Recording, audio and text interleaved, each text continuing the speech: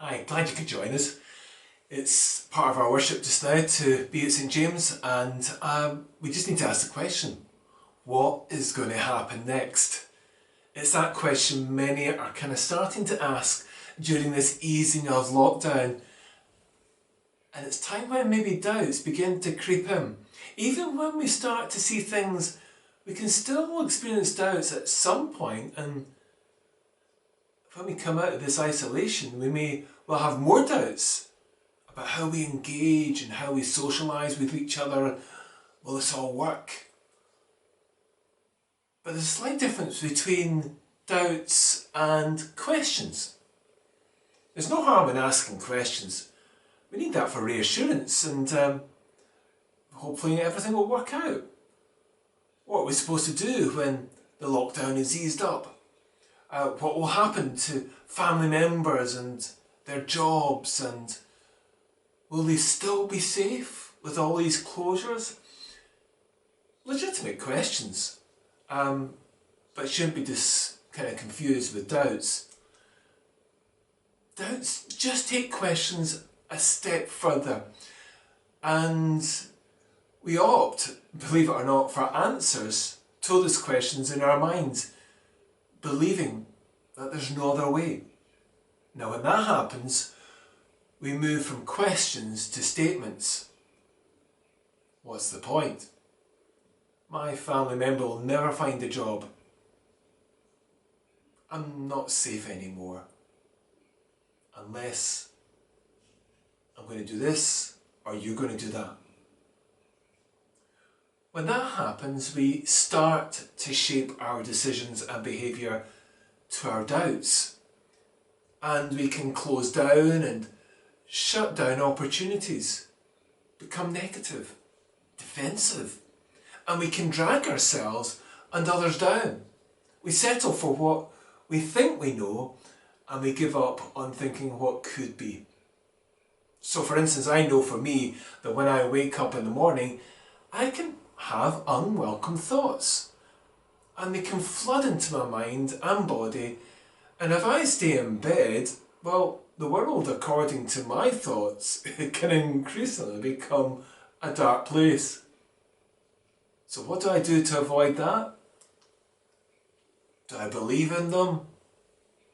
Do I settle back into my bed and just allow this dark world to make me shrink?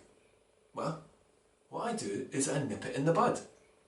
I've learned to spot the signs of this kind of type of thinking early on, and I get out of bed and then pray for two things. I just give thanks for another day to live, and I ask for strength to live it. Now, the thoughts might stop, but sometimes the feelings don't go away. So I just need to get on with the morning, and I get out and then walk my dog Jet and just get on with that particular routine. Now, by the time my walk is over, the feelings are less or have nearly gone, and I focus on what's needed for the day. It's a routine to keep at, and that's what I do when this kind of lockdown has happened. You just crack on with the day. So I take a lot of comfort from Thomas's story, that even in the Bible, doubters, take note, can be part of God's forever family. But also take note that there's a way through. But to do that, we need to name our doubts and how those behave in our lives. You see, a doubter thinks they have the full picture when actually they don't. Thomas, for one reason or other, was not around the first time when Jesus turned up with the rest of the group. They had a great time and he had missed out. Sometimes when we miss out, maybe on remember those parties we might have had in days gone by with family get-togethers?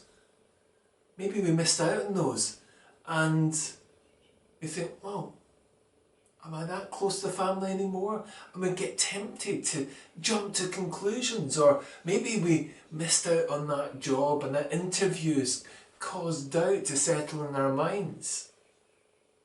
why didn't I get that job? I'm just not good enough. And we settle for those statements that are negative.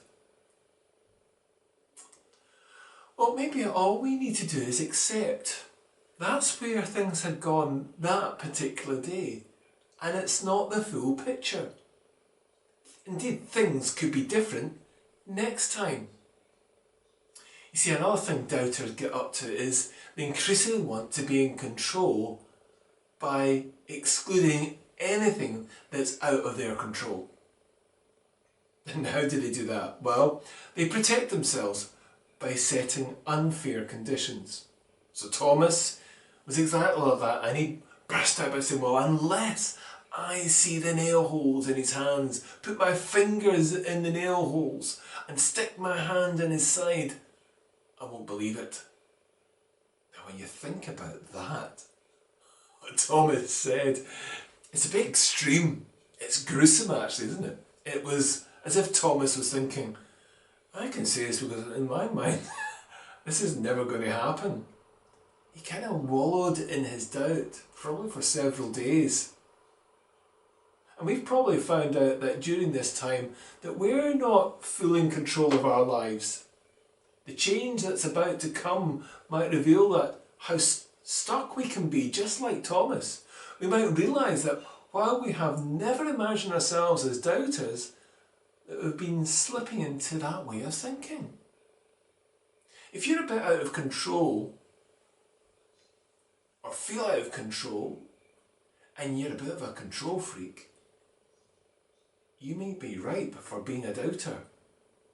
If you're an ultra organiser or like to plan things, and that plan doesn't go to what you want it to be, then doubt can really sneak in. So watch out. Times like these can bring out more and more of what we can be like as doubters. Now, here's another thing that doubters can believe again. Can you believe that? Doubters can believe again. You might find that hard to believe, but doubters do believe again. Isn't that wonderful? There's a way back, and we see that with Thomas, who simply accepted. I had a conversation with someone who said they listened to my preaching, and when I first turned up at this particular place to preach at this church, they thought I had some inside information about their life, and they found it really quite unsettling, so much so that they weren't sure if they were going to come back next week. However, to do what I do in the pulpit, I have to speak into my own life before anyone else's. I even don't like what I have to listen to at times as well. What some didn't know was that when I've been in the pulpit, I've been a recovering doubter. I remember on one Sunday when someone was doing like the children's address, and we were asked to write things down that we were thankful for, and I wrote something on this yellow post-it: the renewal of my faith. I couldn't believe I wrote it down, but it was true. There was a time, even when preaching a few years ago, I was full of doubts, empty, sceptical, believing in a smaller world than I'd ever did before.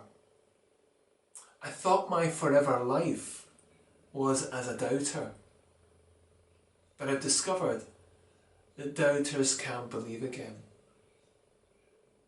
Now, let's not kid ourselves. There are times when we can lapse into doubt, but it's a journey where we need to be intentional that we can believe again. I know I've still got so much to learn, and unwelcome thoughts and doubts can invade my mind still. So what do I take away from Thomas and Jesus to tackle that? Well, first of all, don't jump to conclusions based only on our experience. There is more to life than our own life. None of us have the full picture. So learn from others. Now, second thing is, don't be unfair on the conditions you put on yourself and others. Putting up conditions may feel like we can protect ourselves, but that can shut others out. That's not helpful. So be open to others. And the third thing, be surprised. Doubters can recover. God can break through those barriers. And like Thomas, there still can come a time when we're just ready to accept. You see, during the lockdown, when some were short on food, I was involved in supporting a family with food and toys. And I prayed with this person over the phone, and they responded right afterwards, "Thank the Lord." Do you know, that person was spot on. And it is to know Jesus is Lord. And that's what Thomas said. And it's what this person said. Jesus is Lord. The Lord of life, that's more than we can imagine. The Lord of grace and mercy, who puts no conditions on us. The Lord of healing, to help doubters recover. I believe in St. James that Jesus is Lord. Let's trust him, follow him, and believe in him once more, even during this easing of lockdown. Take care, and it's good you joined us.